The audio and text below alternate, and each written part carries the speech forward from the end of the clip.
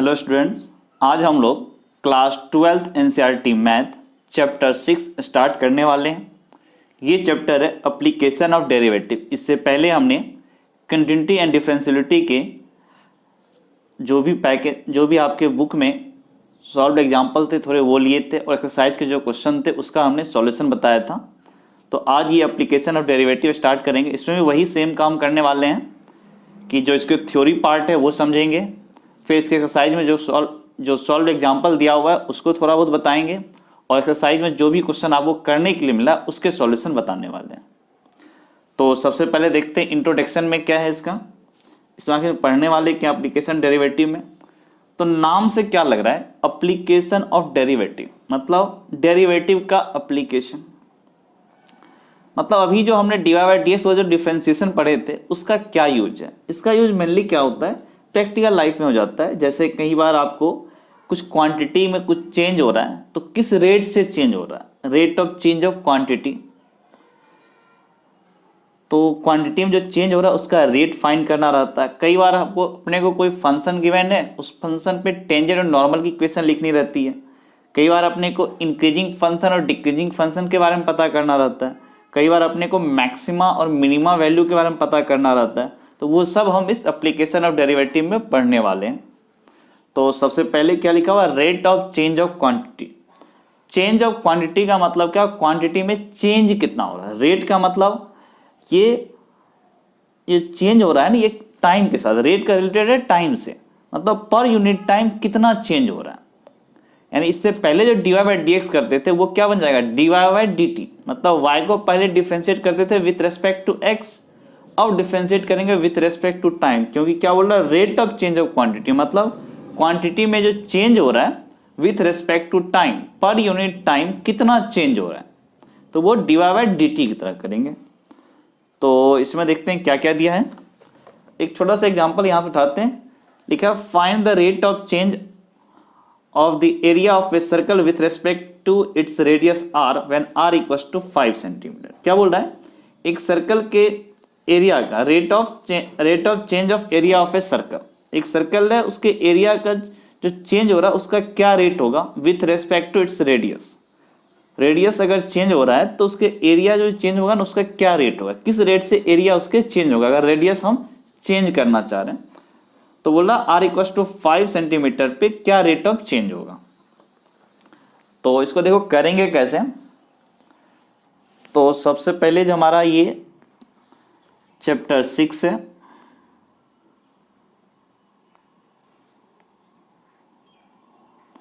Chapter 6, इसमें आज हम एक्सरसाइज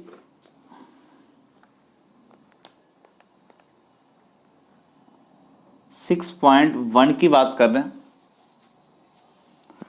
तो सबसे पहले क्या बोला था कि एरिया में क्या चेंज होगा।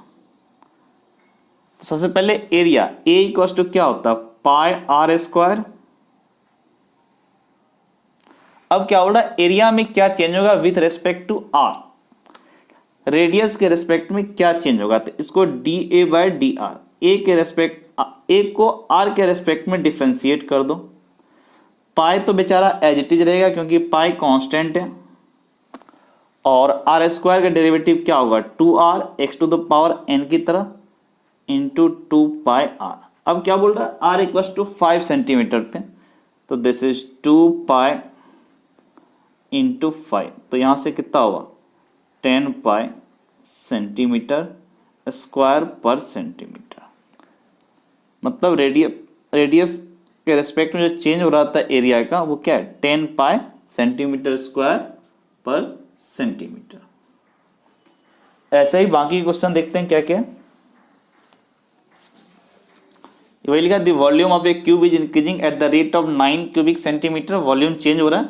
और फिर क्या बोल रहा है, सरफेस एरिया में क्या चेंज होगा, ये भी वही चीज है। फिर और आगे बढ़ते हैं, स्टोन इज ड्रॉप्ड, वही है, ये भी वही है। फिर यहाँ एक चीज लिखा, dy by d x is positive if y increases as x increases. dy by d x positive अगर y इंक्रीज होता है as x increases, and is negative if y decrease as x increase. अगर x के बढ़ने से y घटता है तो dy by d x negative होगा, और अगर y बढ़ता है x के बढ़ने से तो dy by d x positive होगा। अब और थोड़ा आगे बढ़ते हैं, ये लिखा हुआ है the total cost C of x in rupees associated with the production of x unit of an item is given by this।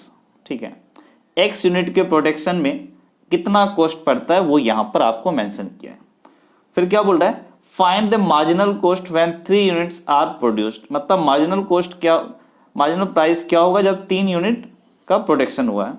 Where by marginal cost we mean the instantaneous rate of change of total cost at any level of output. ये marginal cost को समझना जरूरी है। तो marginal cost का मतलब क्या होता है, ये मार्जिनल प्राइस मतलब ये हुआ कि किसी पर्टिकुलर पॉइंट पे, मतलब पर्टिकुलर पॉइंट मतलब कुछ फिक्स्ड नंबर है, इतना का प्रोडक्शन अगर हुआ तो instantaneous rate of change of cost, मतलब उसके प्रोडक्शन में जो चेंज हो रहा है उसका रेट क्या है उस पॉइंट पे, instantaneous rate of change of total cost at any level of output. किसी भी पॉइंट पे अगर हम instantaneous rate of change of total cost निकाल लेंगे तो वही होता है मार्जिनल कॉस्ट। जिस पॉइंट पे निकाल रहे हैं, जिस नंबर, जितने नंबर ऑफ प्रोडक्शन पे हम निकाल रहे हैं वो हो जाएगा marginal cost at that point. तो इसमें करना कुछ नहीं है, उसको डिफरेंशिएट कर दो और x की वैल्यू वो पुट कर दो। जैसे इसको डिफरेंशिएट कर दिया और x की वैल्यू 3 पुट कर दिया, तो यही है मार्जिनल कॉस्ट कि इंस्टेंटेनियस रेट ऑफ चेंज, मतलब जिस पॉइंट पे बात कर रहे हैं ना x यूनिट का प्रोडक्शन हुआ, तो वो x यूनिट का जब प्रोडक्शन हुआ उस टाइम पे उसको प्रोडक्शन में जो चार्ज था ना उसमें कितना जो चेंज हो रहा है उसका रेट क्या है, ये होता है मार्जिनल कॉस्ट। तो आगे बढ़ते हैं, क्या एक्सरसाइज 6.1 में पहला क्वेश्चन उठाते हैं। Find the radius of change, find the rate of change of area of a circle with respect to its radius r when r equals to 3 centimetre. Second part है r इक्वल्स टू 4 सेंटीमीटर। क्या बोल रहा है, circle के area का find the rate of change of area of a circle. Circle के area में जो चेंज हो रहा है उसका रेट क्या होगा with respect to its radius. अगर रेडियस चेंज हो रहा है तो एरिया भी चेंज होगा, तो एरिया के चेंज का क्या रेट होगा when r equals to 3 centimetre and r equals to 4 centimetre. तो दो पार्ट है इस क्वेश्चन के। तो सबसे पहला क्वेश्चन लेते हैं। इसमें पहला क्वेश्चन क्या बोलता है, a equal to area equals to circle क्या होता है पाई r स्क्वायर। अब क्या बोला, इसको डिफरेंशिएट करो विथ रेस्पेक्ट टू r, क्योंकि विथ रेस्पेक्ट टू रेडियस बोला है, तो यहां से क्या बोलेंगे dA by d are pi r square. r square को बोलेंगे 2r यानी 2 पाई r। अब इसका फर्स्ट पार्ट क्या बोला, r equal to 3 centimetre, r की जगह 3 पुट कर दो तो कितना हो जाएगा 2 pi into 3 that is 6 pi centimetre square पर centimetre. Second part r equal to 4, r की जगह 4 पुट कर दो, 4 इंटू 2 8 पाई सेंटीमीटर स्क्वायर पर सेंटीमीटर। अब जरा क्वेश्चन नंबर 2 की तरफ मूव करें। तो क्वेश्चन नंबर 2 क्या बोलता है, the volume of A cube is increasing at the rate of 8 centimeter cube per second. How fast is the surface area increasing when the length of an edge is 12 centimeter? क्या बोल रहा है, cube का volume 8 centimetre cube पर second से increase कर रहा है, तो क्या बोल रहा है सरफेस एरिया कैसे इंक्रीज करेगा जब उसके साइड का लेंथ गिवन है 12 सेंटीमीटर। तो क्वेश्चन नंबर 2 की बात करें तो क्वेश्चन नंबर 2 क्या बोल रहा है, v इक्वल्स टू, अगर साइड लेंथ मान ले a क्यूब, साइड की लेंथ मान ले अगर क्यूब का a, तो वॉल्यूम क्या हो जाएगा a क्यूब। अब जरा इसका dv बाई डी टी निकालते हैं, dv by D t, a cube का डेरिवेटिव 3a स्क्वायर, लेकिन करना क्या with respect to t time into da by D t. तो यहां से बोल सकते हैं 3a square da by D T equals to dv by D t. तो this is 3a square da by D t dV/dt कितना है 8 centimetre cube पर सेकेंड। तो यहां से बोल सकते हैं dA/dt इक्वल्स टू 8/3a²। ये हुआ dA/dt, मतलब साइड का जो रेट ऑफ चेंज है, ठीक है। लेकिन क्वेश्चन यहां कंप्लीट नहीं होता है। क्वेश्चन क्या बोला था, find how fast is the surface area increasing. तो क्यूब का सरफेस एरिया क्या होता है, अगर साइड लेंथ a है, एक साइड का एरिया होगा a², 6 साइड है तो सरफेस एरिया कितना होगा 6a²। तो यहां से हम क्या बोल सकते हैं ना, सरफेस एरिया ये कितना होगा 6a²। अब जरा इसको डिफरेंशिएट कर दो, तो ds/dt 6a² का कितना होगा 12a into dA/dt, 12a dA/dt यहां से 8/3a², a कैंसिल आउट, 3 और ये 4 कैंसिल आउट, तो 8 इंटू 4 32 डिवाइड बाय a। अब a क्या बोल रहा है कि साइड लेंथ कितना है, साइड लेंथ बोल रहा है 12 सेंटीमीटर, a की वैल्यू 12 पुट कर दो, तो दिस इज 32/12, 4 से कैंसिल हुआ 3, 4 तो दिस इज 8 इक्वल्स टू 8/3, ये क्या हो जाएगा सेंटीमीटर स्क्वायर पर सेकेंड। तो जरा क्वेश्चन नंबर 2 का आंसर देखें, ये क्या है 8/3 सेंटीमीटर स्क्वायर पर सेकेंड। अब जरा और आगे बढ़ते हैं, तो क्वेश्चन नंबर 3 हमारा क्या बोलता है, 3 radius of circle is increasing uniformly at the rate of 3 centimetre per second, find the rate at which area of circle is increasing when radius is 10 centimetre. क्या बोला, radius of circle is increasing uniformly at the rate of 3 centimetre per second, मतलब 3 centimetre per second से radius increase कर रहा है। फिर क्या बोला, find the rate at which area of circle is increasing, जब रेडियस चेंज हो रहा है तो एरिया भी इंक्रीज करेगा। तो क्वेश्चन नंबर 3 क्या है, तो जरा 3 देखते हैं।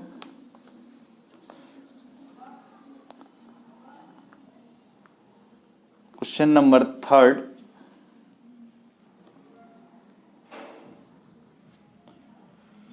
में क्या बोला, radius of circle is increasing, मतलब अगर सर्कल का रेडियस r है तो आपको क्या दिया हुआ है dr/dt गिवन है, dr/dt equals to 3 centimetre per second. फिर क्या बोल रहा है, eight which area of circle is increasing, तो सर्कल ए, इस सर्कल का एरिया πr²। अब क्या बोल रहा है, rate at which area of circle is increasing, इसको डिफरेंशिएट कर दो, तो क्या होगा dA/dt πr², πr² का डेरिवेटिव 2r, फिर इंटू dr/dt, तो यहां से 2πr इंटू dr/dt। आपको dr/dt की वैल्यू गिवन है 2πr into 3, this is 6π into r। अब r की वैल्यू क्या दिया 10 सेंटीमीटर, तो कितना होगा 60π centimetre square per second. Area कैसे चेंज हो रहा है, तो 60π सेंटीमीटर स्क्वायर पर सेकेंड। 3 का आंसर देखें तो वो भी वही है 60π into 60π centimetre square per second. अब जरा क्वेश्चन नंबर 4 की तरफ मूव करें, तो क्वेश्चन नंबर 4 क्या बोलता है, an edge of a variable cube is increasing at the rate of 3 centimetre per second, how fast is the volume of cube increasing when the edge of an edge is 10 centimetre long. क्या बोल रहा है, एक variable cube इसलिए बोल रहा है क्योंकि उसका साइड लेंथ बढ़ रहा है, किस रेट से बढ़ रहा है, तो 3 सेंटीमीटर पर सेकेंड। फिर क्या बोल रहा है, how fast is the volume of cube is increasing, अगर साइड लेंथ बढ़ रहा है तो वॉल्यूम भी बढ़ेगा। तो क्या बोल रहा है, how fast volume is increasing when the edge is 10 centimetre, जब साइड लेंथ 10 सेंटीमीटर होगा तब। तो सबसे पहले इस क्यूब को देखते हैं। मान लो क्यूब का साइड लेंथ a है, लेट साइड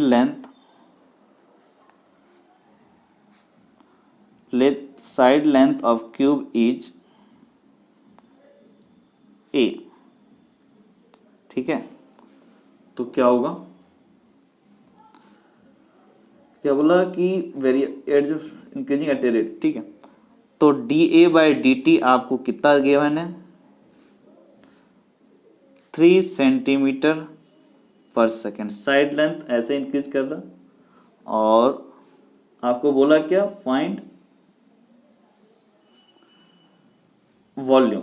वॉल्यूम कैसे चेंज हो रहा है, ये आपका क्यूब है, क्यूब का volume.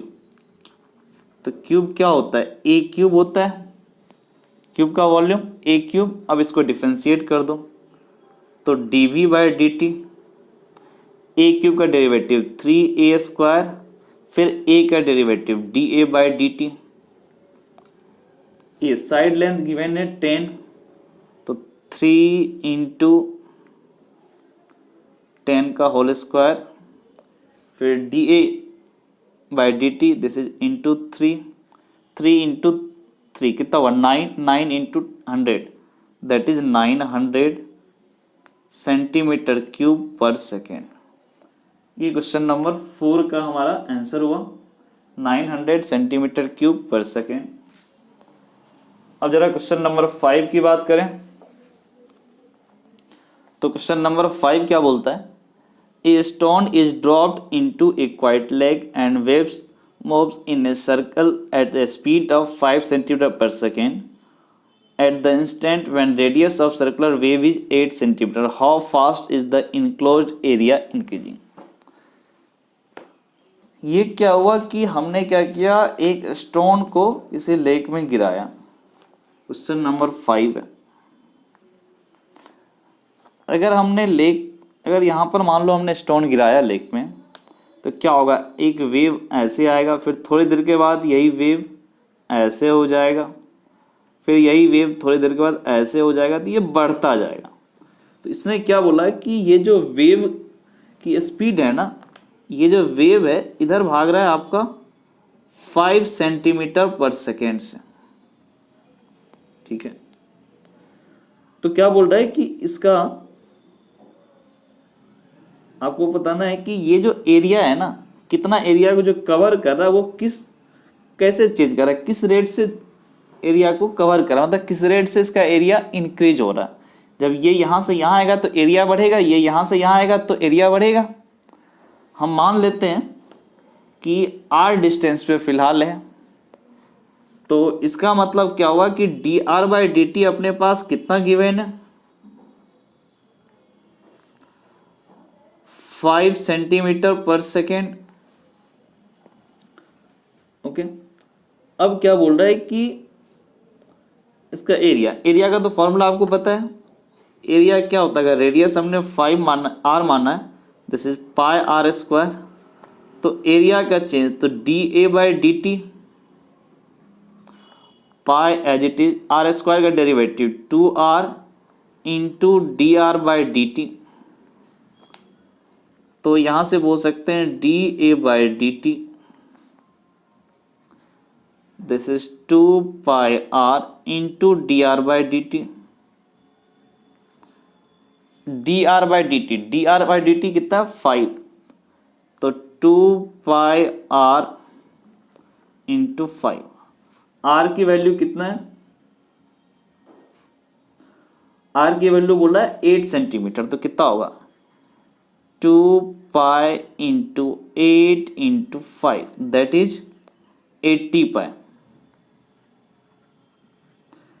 Centimetre square per second. मतलब एरिया 80 पाई सेंटीमीटर स्क्वायर पर सेकेंड से ये इंक्रीज हो रहा है। तो क्वेश्चन नंबर 5 का अगर आंसर देखें तो वो भी लिखा हुआ 80 पाई सेंटीमीटर स्क्वायर पर सेकेंड।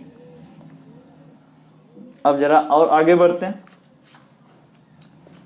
तो क्वेश्चन नंबर 6 की तरफ मूव करें। 6 क्या बोल रहा है, radius of a circle is increasing at the rate of 0.7 centimetre per second, what is the rate of increase of its circumference. क्या बोल रहा है, एक सर्कल है उसका रेडियस इंक्रीज कर रहा है 0.7 सेंटीमीटर पर सेकेंड से, तो क्या बोल रहा है कि ये उसका सर्कमफ्रेंस जो इंक्रीज करेगा वो किस रेट से इंक्रीज करेगा। तो जरा क्वेश्चन नंबर 6 की बात करें।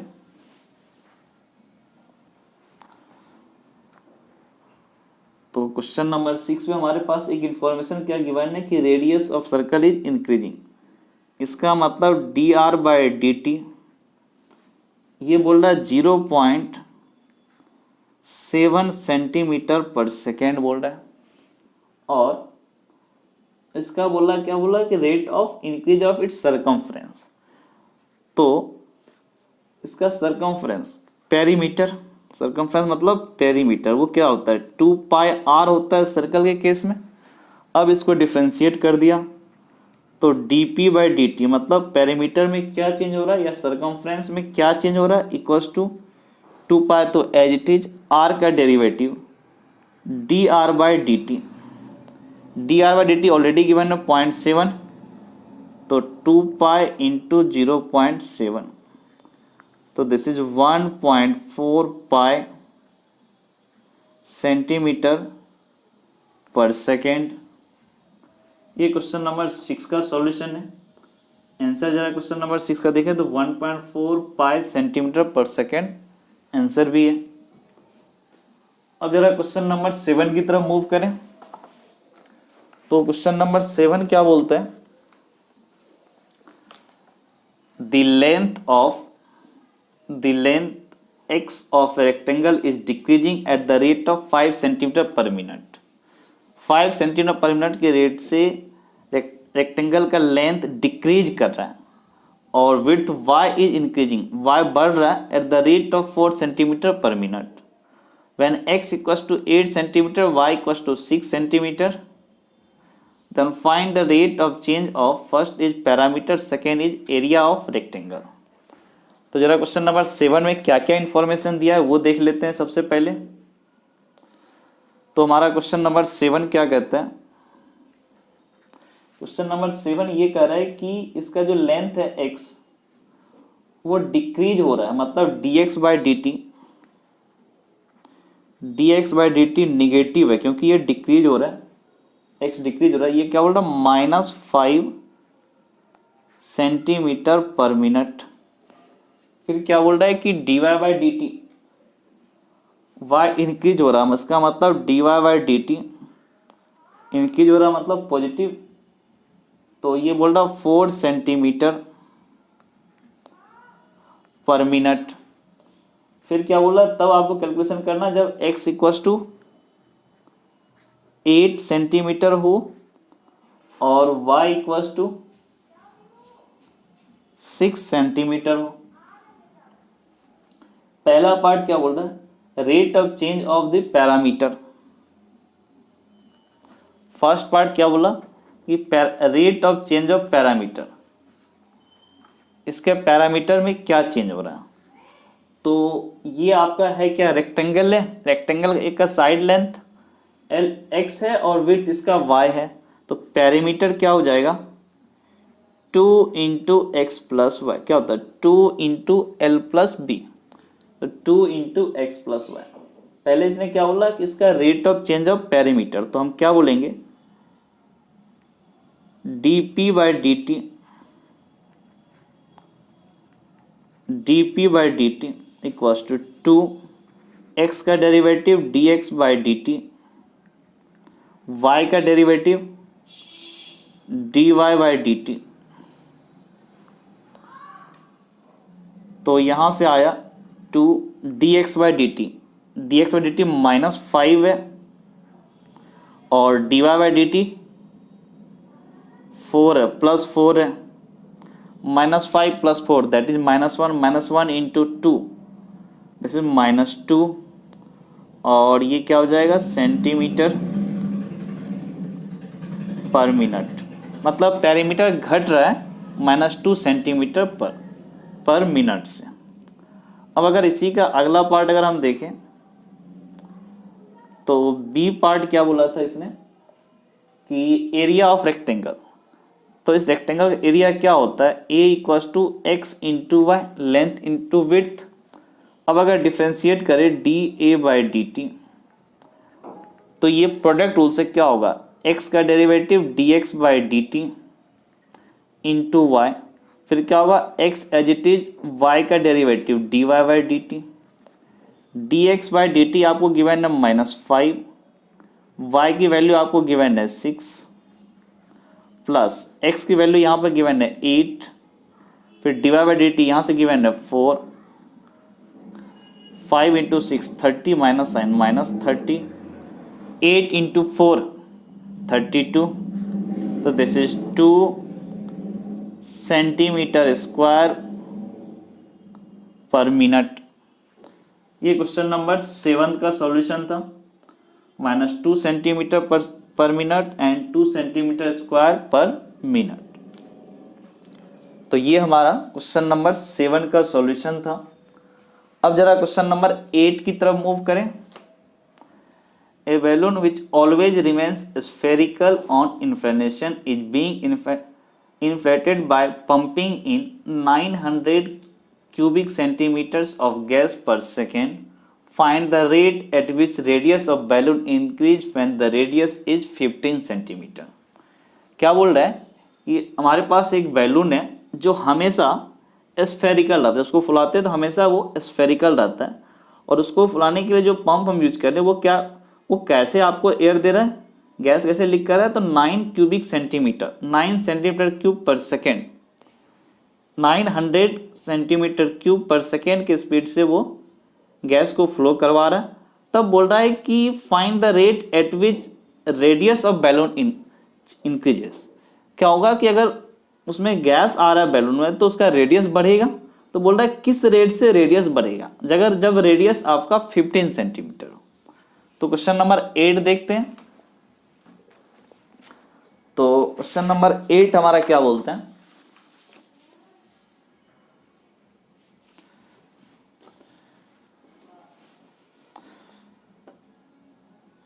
क्वेश्चन नंबर 8,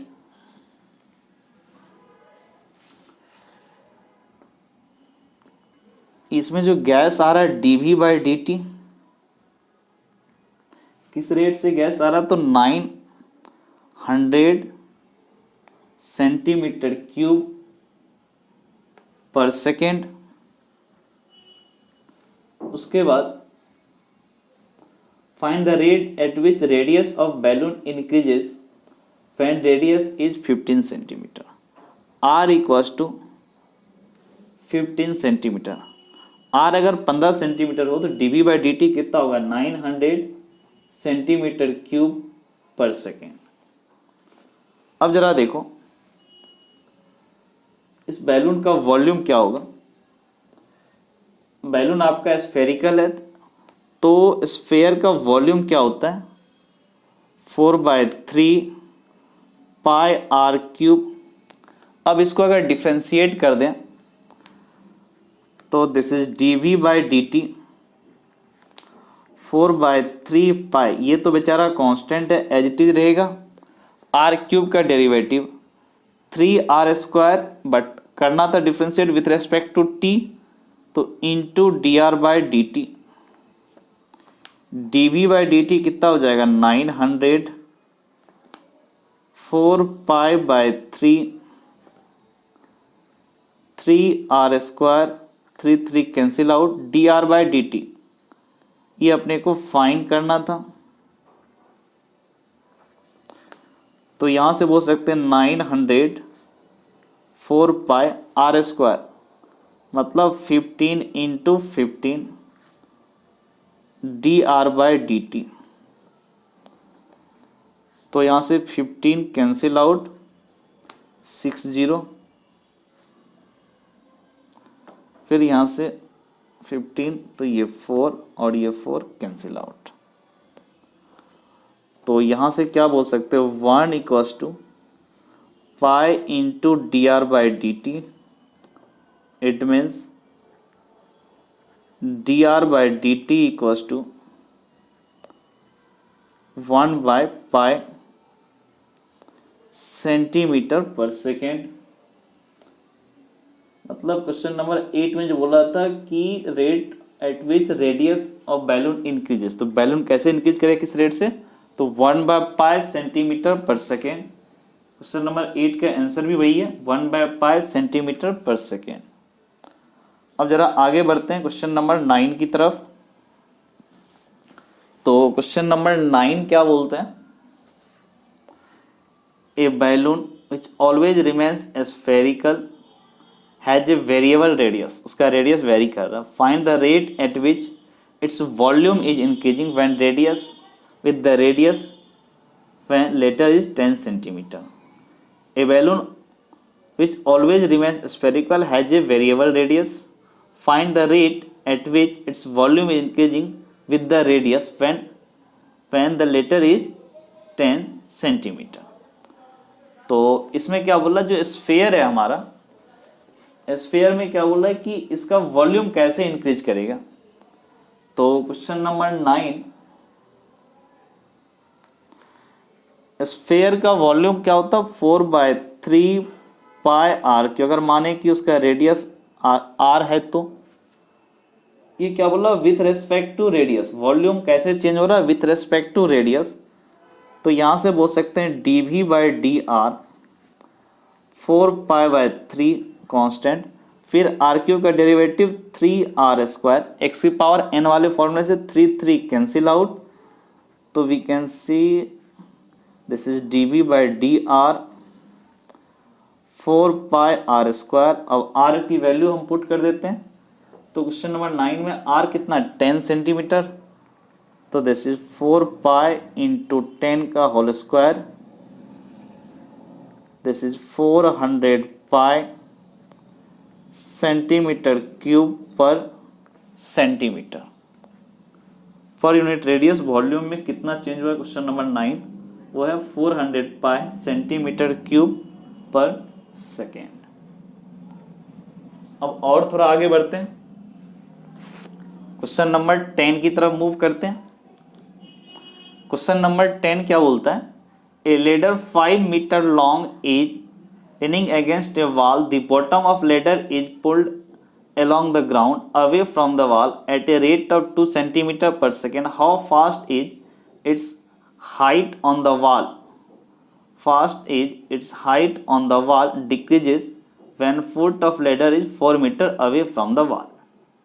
एक लेडर है 5 मीटर लॉन्ग का, वो लीनिंग अगेंस्ट ए वॉल के अगेंस्ट 5 मीटर लॉन्ग रख दिया गया। फिर क्या बोला, the bottom of ladder is pulled along the ground away from the wall at a rate of 2 centimetre per second. Ground वाला जो उसको थोड़ा सा अवे खींचा है 2 सेंटीमीटर पर सेकेंड से। How fast is its height on the wall decreasing when the foot of ladder is 4 metre away from the wall. तो थोड़ा इसके डायग्राम से देखते हैं, ज्यादा क्लियर हो जाएगा। तो क्वेश्चन नंबर 10 की बात करें तो हमारा क्वेश्चन नंबर 10 क्या बोलते हैं कि ये रहा हमारा लेडर,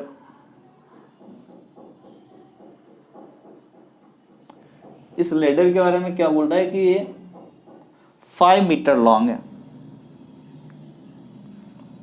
फिर क्या बोल रहा है, the bottom of ladder is pulled along the ground away from the wall। ये जो पॉइंट है ये भाग रहा है, इसको खींचा जा रहा है 2 सेंटीमीटर पर सेकेंड से। तो ये क्या बोल रहा है कि जब how fast the height of the wall decreasing, ये घटेगा, ये नीचे आएगा। बोल रहा है when the foot of ladder is 4 metre away from the wall, जब ये लेंथ 4 मीटर हो जाए तब इसके स्पीड क्या होगा, ये नीचे आएगा। एक छोटा सा काम करते हैं, ये लेंथ x मान लेते हैं और ये वाली लेंथ y मान लेते हैं। अगर पाइथागोरस लगा दें तो x² plus y² equals to 5 का स्क्वायर। इस ट्रायंगल में पाइथागोरस लगा दिया। अब इसको डिफरेंशिएट कर दो, this is 2x dx/dt plus 2y dy/dt, 25 का डेरिवेटिव 0, तो यहाँ से बोल सकते हैं x into d x by D t plus y into d y by D t, 2 को कॉमन लिया और हटा दिया। एक्स की वैल्यू क्या है, ये क्या बोल रहा है, कितना होना जिस टाइम पे निकालना है स्पीड उसका रेट, उस टाइम पे ये डिस्टेंस कितना 4 metre away from the wall, ये 4 मीटर, मतलब एक्स की वैल्यू 4 है। 4 into d x by D T, वो कितना है 2। अब वाई, अगर ये 5 है और ये 4 है तो ये कितना होगा 3, तो वाई की value 3। D y by D t, यही तो अपने को निकालना है, डी वाई बाई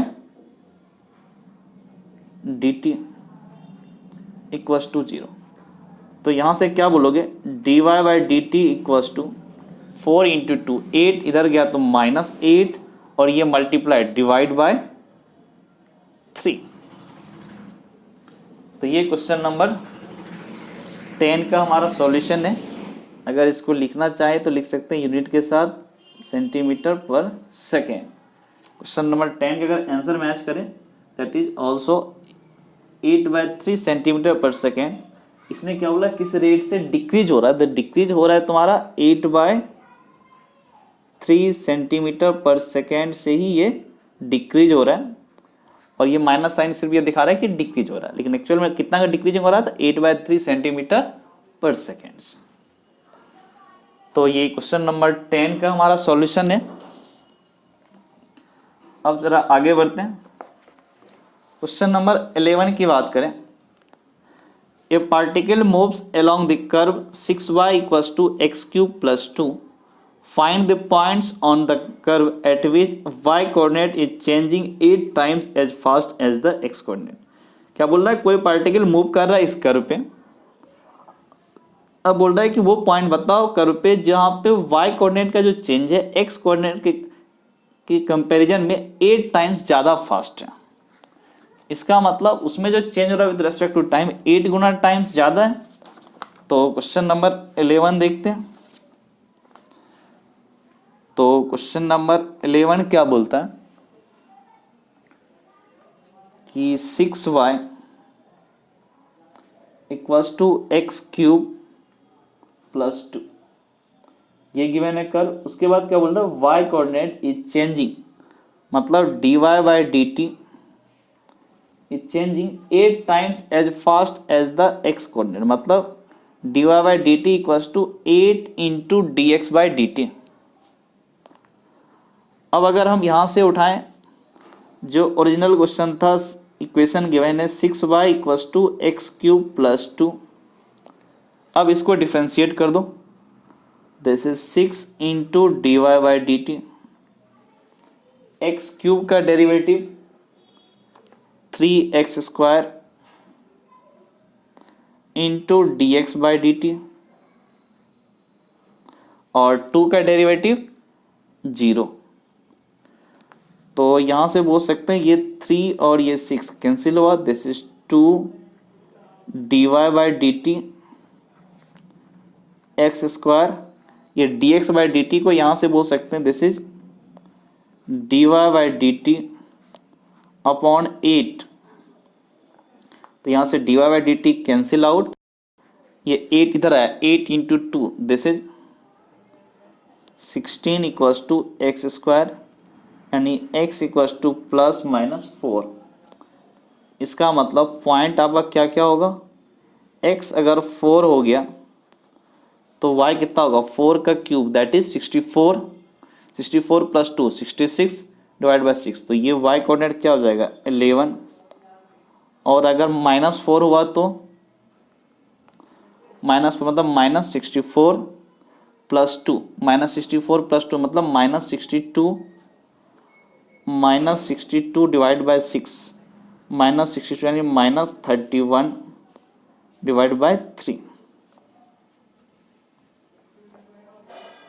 ओके, ये वो पॉइंट है क्वेश्चन नंबर 11 में जहां पर y कोऑर्डिनेट का जो चेंज हो रहा है वो 8 टाइम ज़्यादा फास्ट है x कोऑर्डिनेट के चेंज के कंपेरिजन। तो 4,11 एंड -4, -31/3, ये वो दो पॉइंट है। ये क्वेश्चन नंबर 11 का हमारा सॉल्यूशन है। अब जरा और आगे बढ़ते हैं। तो क्वेश्चन नंबर 12 में क्या बोल रहे हैं,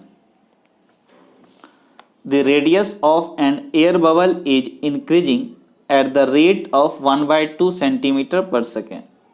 Radius of an air bubble is increasing at the rate of 1/2 centimeter per second. At what rate is the volume of bubbles increasing when radius is 1 centimeter? बोल रहा है air bubble increasing at a rate of 1/2 centimetre. एक air bubble उसका radius बढ़ रहा है 1/2 centimetre per second से. At what rate is the volume of bubble increasing when radius is 1 centimetre. अगर रेडियस चेंज हो रहा है तो उसका वॉल्यूम भी चेंज हो रहा होगा. तो ये बोल रहा है रेडियस का रेट दे दिया और बोला वॉल्यूम फाइंड करने. वॉल्यूम का रेट, किस रेट से वॉल्यूम चेंज हो रहा है. तो क्वेश्चन नंबर 12 में ये जो रेडियस अगर आर है तो क्या बोल रहा है D r by D t. D r by D t is 1/2 centimetre per second. और क्या बोला है रेडियस इज 1 सेंटीमीटर. तब बात करना बोला कि वॉल्यूम किस रेट से चेंज हो रहा है. तो V इक्वल्स टू आपका ये क्या है एयर बबल. एयर बबल मतलब स्फीयर होगा यानी 4/3 पाई आर क्यूब. अब डिफरेंशिएट कर दो dV by D t 4 pi as it is r cube का derivative 3r² into d r by D t. 3 cancel out. This is 4 pi r² into d r by D t. तो 4 पाई r की value 1 तो 1 का square into d r by D T 1/2.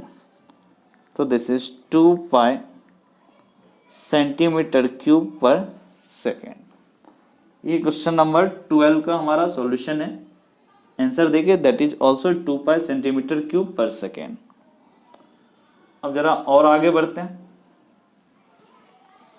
तो question number 13 की तरफ move कर रहे हैं.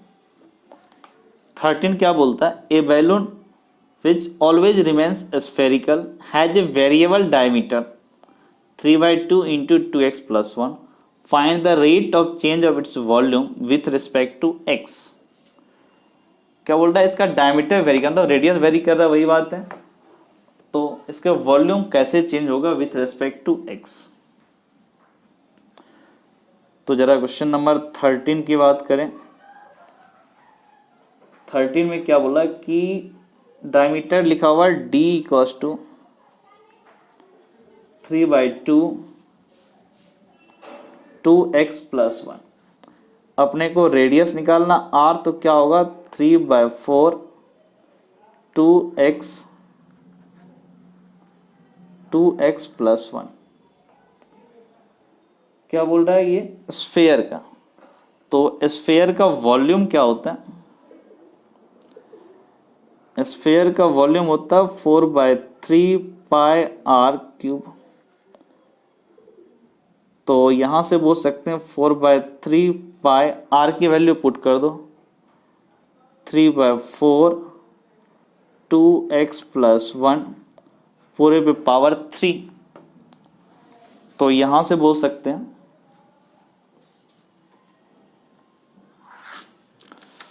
यहां जो 4/3 पाई है उसको हमने यहां पर लिखा 4/3 पाई इंटू 3/4 का क्यूब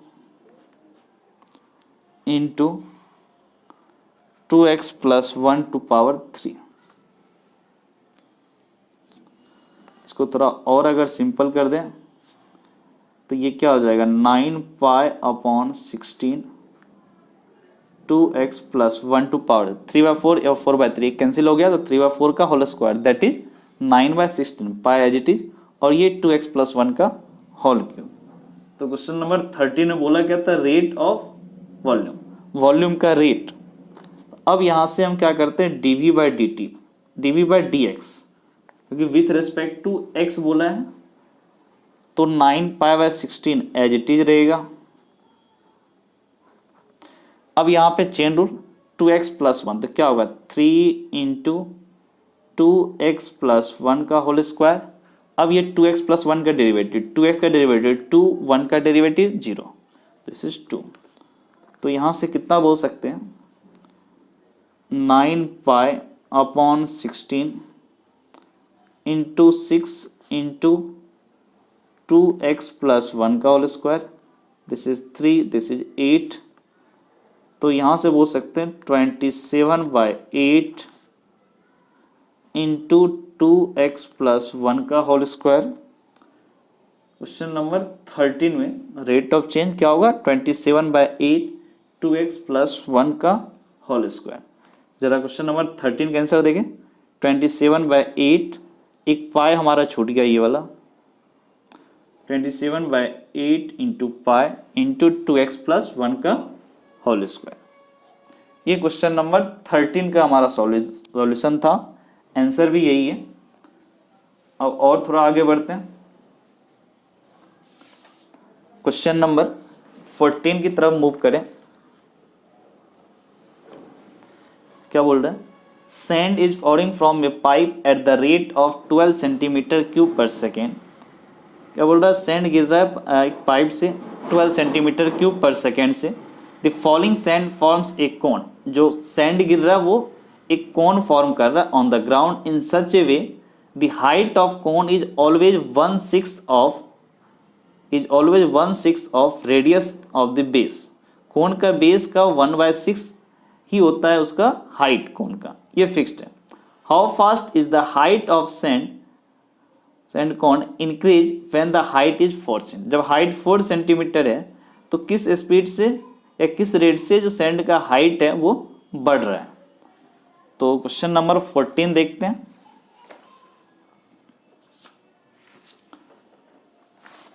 तो हमारा क्वेश्चन नंबर 14 क्या बोल रहा है,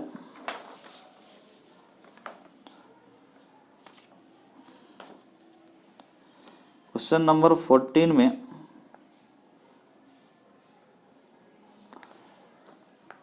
एक कोन है, सैंड एक कोन फॉर्म किया, ओके, और इधर जो आ रहा है वो भी से आ रहा है, ठीक है। जो इसमें आ रहा है आपका सैंड जो आ रहा है वो dv/dt, जो इधर आ रहा है ना दैट इज dv/dt, वो कितना है 12 सेंटीमीटर क्यूब पर सेकेंड।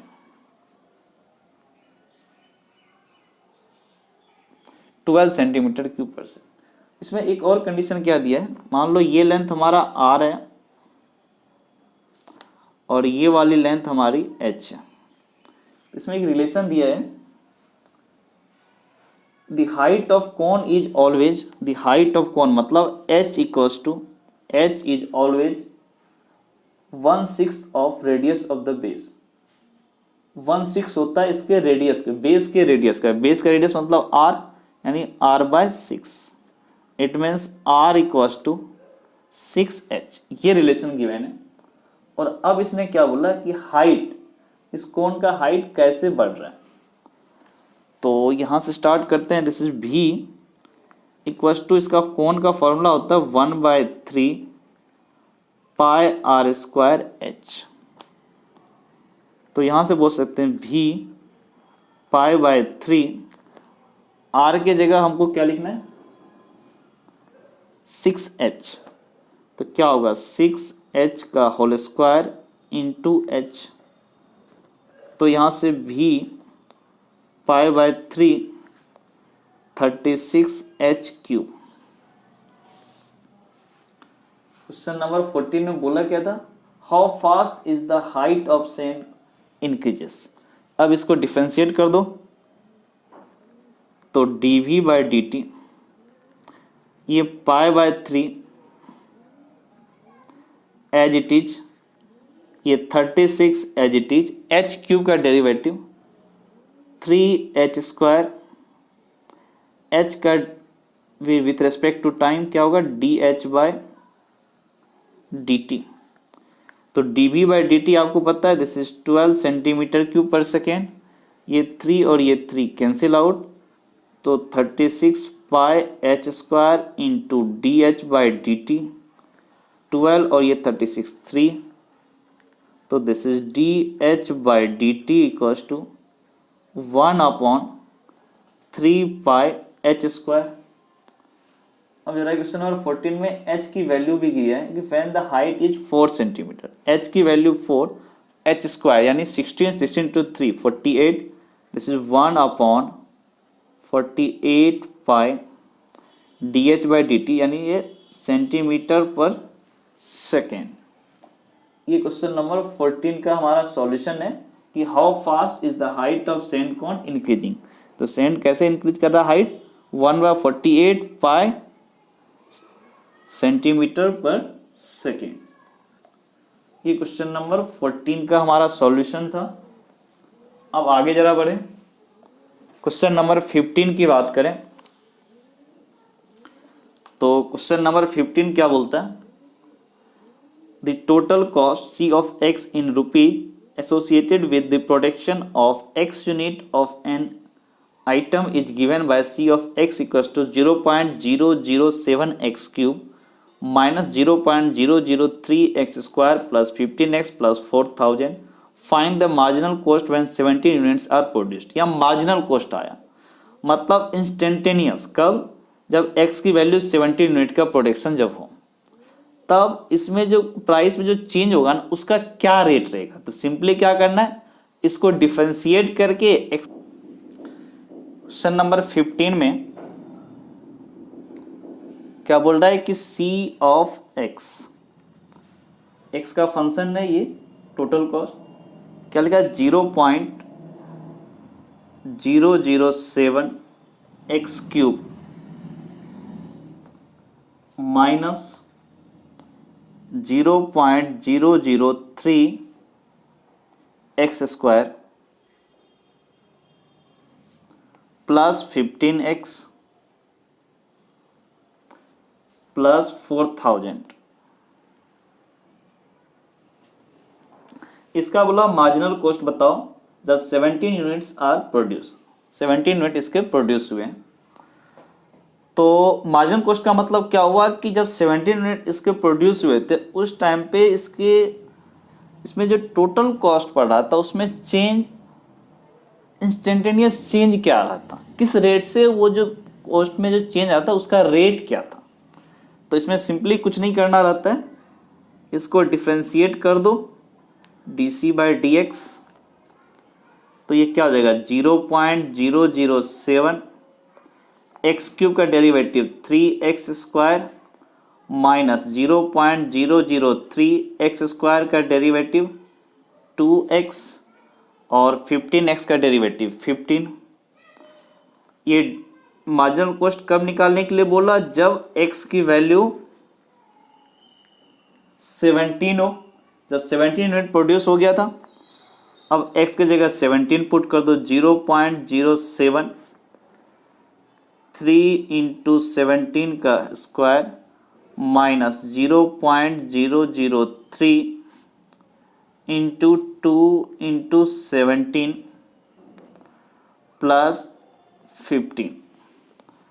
तो यहाँ से क्या हुआ 0.007 इंटू 3 इंटू 289, 17 का स्क्वायर 289 माइनस 0.003 इंटू 34 प्लस 15।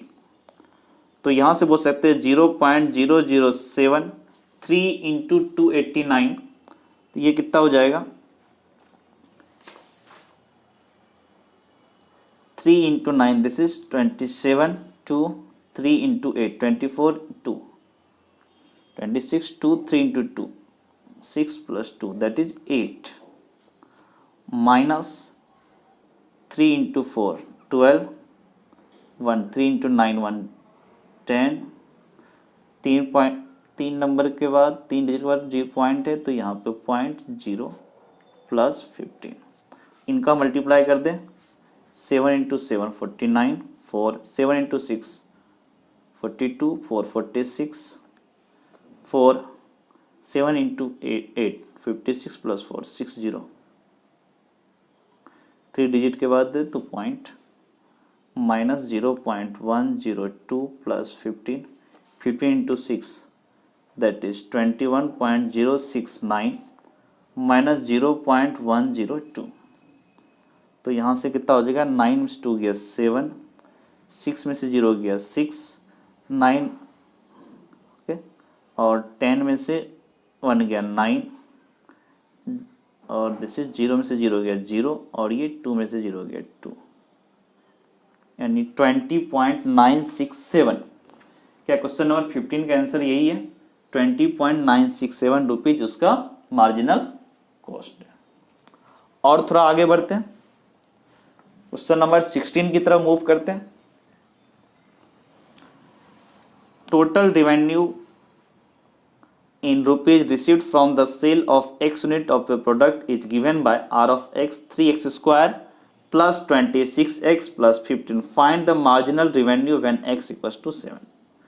अब क्या बोल रहा है, मार्जिनल रेवेन्यू, टोटल जो प्रॉफिट होता है, टोटल जो रेवेन्यू आ रहा है x यूनिट के सेल करने पे, उसको जो टोटल रेवेन्यू आता है वो इस 3x square plus 26x plus 15 आता है।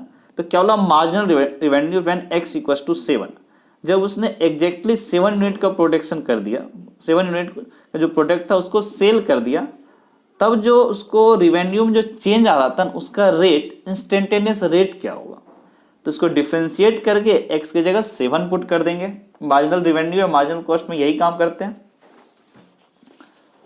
तो क्वेश्चन नंबर 17 की बात करें तो हमारा क्वेश्चन नंबर 17 नहीं 16 है। r of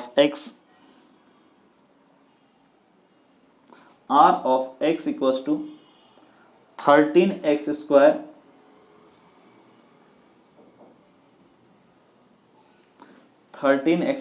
plus 26x plus 15, 26x plus 15। फिर बोल रहा मार्जिनल रेवेन्यू। अब इसको डिफ्रेंशिएट कर दो तो d of r by d x 13x square, x square का डेरिवेटिव 2x, 26x का डेरिवेटिव प्लस 26। अब क्या बोला, d of r by d x, this is 26x plus 26, it means d of r by d x, 26 को common ले लो तो x plus 1। अब क्या बोला, x की वैल्यू 7, यानी d of r by d x at x equals to 7, x equals to 7 का मतलब क्या हो गया, 26 into 7 plus 1, that is 26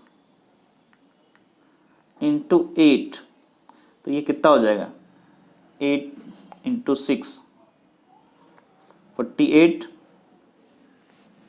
4 8 into 2 16 और ये 4, तो कितना हो गया 20।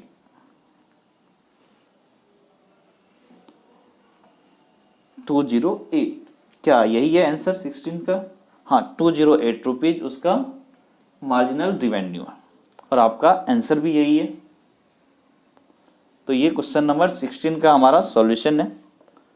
अब जरा थोड़ा आगे बढ़ते हैं, क्वेश्चन नंबर 17 की बात करें तो 17 क्या बोलता है, choose the correct answer in exercise 17 और 18। ये एग्जांपल 17 और 18 में बोलता है करेक्ट आंसर को पिक करो। पहला क्या बोला, the rate of change of area of a circle with respect to its radius at r equals to 6। r equals to 6 पे क्या बोल रहा है कि rate of change of area of a circle with respect to its radius, radius के respect में area में जो चेंज आएगा वो क्या आएगा। तो जरा क्वेश्चन नंबर 17 की बात कर लें तो क्वेश्चन नंबर 17 हमारा क्या बोल रहा है, एरिया, सर्कल का एरिया क्या होता है, this is pi r square. अब क्या बोल रहा है, एरिया में change with respect to radius, तो डिफरेंशिएट कर दो विथ रेस्पेक्ट टू आर, तो पाई आर स्क्वायर का डेरिवेटिव 2r, तो this is 2 pi r, r की वैल्यू 6 बोला पुट करने, तो 2 pi into 6 that is 12 pi centimetre square पर सेंटीमीटर, तो ये आपका क्या है, ऑप्शन बी है। जरा 17 का बी देखो, 12 पाई आंसर है क्या? हाँ है। अब जरा क्वेश्चन नंबर 18 की बात करें तो क्वेश्चन नंबर 18 क्या बोलता है, the total revenue in rupees received from sale of x unit of a product is given by r of x. This the marginal revenue when x equals to 15. क्या बोल रहा है, x यूनिट को अगर हमने सेल किया, product के x unit को अगर हमने सेल किया, तो रिवेन्यू जो रुपीज में प्रॉफिट अपने को आता है वो इस रिलेशन से आता है 3x² प्लस 36x प्लस 5। तो मार्जिनल रिवेन्यू मतलब x इक्वल टू 15, यानी 15 यूनिट को जब सेल किया तो उस टाइम पे जो रिवेन्यू में जो चेंज आया ना उसका क्या रेट था, इंस्टेंटेनियस क्या चेंज आया उसके बारे में। तो क्वेश्चन नंबर 18 का सॉल्यूशन देखो। तो हमारा क्वेश्चन नंबर 18 क्या बोलते हैं, r of x equals to 3x² plus 36x plus 5, 3x² plus 36x plus 5। अब क्या बोल रहा है कि इसको क्या करेंगे, डिफरेंशिएट करेंगे मार्जिनल रिवेन्यू निकालने के लिए। तो d of r by d x, 3x² क्या होगा 6x प्लस 36। अब किस पे निकालना था, x इक्वल टू 15 पे। तो यहां से क्या होगा d of r by d x, x equal to 15 पे। तो x की जगह 15 पुट कर दो, 6 into 15 plus 36 as it is 16 into 5 कितना हो जाएगा 90 plus 36, it means answer is 126। Total जो रिवेन्यू आता है मार्जिनल रिवेन्यू दैट इज 126। तो इस तरह से हमारा ऑप्शन डी है, तेरा आंसर डी है ऑप्शन में, हाँ डी है। तो इस तरह से आप ये बोल सकते हैं कि हमारा जो ये चैप्टर 6 था एओडी, उसमें हमने एक्सरसाइज 6.1 को पूरा कंप्लीट कर लिया है। आज इतना ही कंप्लीट करते हैं, नेक्स्ट वीडियो लेक्चर में एक्सरसाइज 6.2 स्टार्ट करेंगे। 6.2 में आपको इंक्रीजिंग डिक्रीजिंग फंक्शन के बारे में, कब फंक्शन इंक्रीजिंग होगा कब स्ट्रिक्टली इंक्रीजिंग होगा, यही सब है। तो उसके बारे में देखेंगे थ्योरी पार्ट और जो एग्जाम्पल है सॉल्व एग्जाम्पल, उसके बाद एक्सरसाइज में जो क्वेश्चन है वो सब देखेंगे। तो आज एक्सरसाइज 6.1 को यही कंप्लीट करते हैं। Okay, thank you.